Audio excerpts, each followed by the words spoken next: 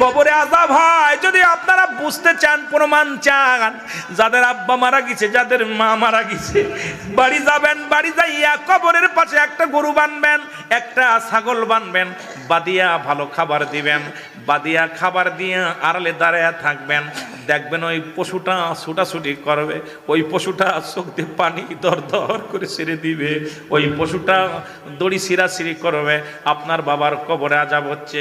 একমাত্র দানব এবং মানব কাল্লা বুঝতে দেয় নাই।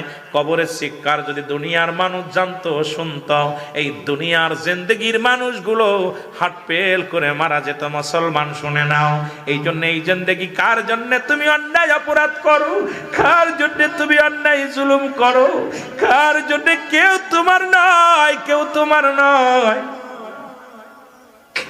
আমার ভাইরা, আমার বন্ধুরা, আমি আপনাদের কাছে করজোড়ে একটা দাবি করে যাই, এই দুনিয়ার সম্পদ খাবে লোকে, তোমার বডি খাবে পোকে। আমি পিরাইটা ওয়াজের মধ্যে বলি, সম্পদ রেখে গেলাম, এটা খাবে ছেলে মেয়ে, এটা খাবে প্রতিবেশী, এটা খাবে রাষ্ট্র, কিন্তু আপনি আমল যদি না করে যান, আপনার দেহটা খাবে পোকে।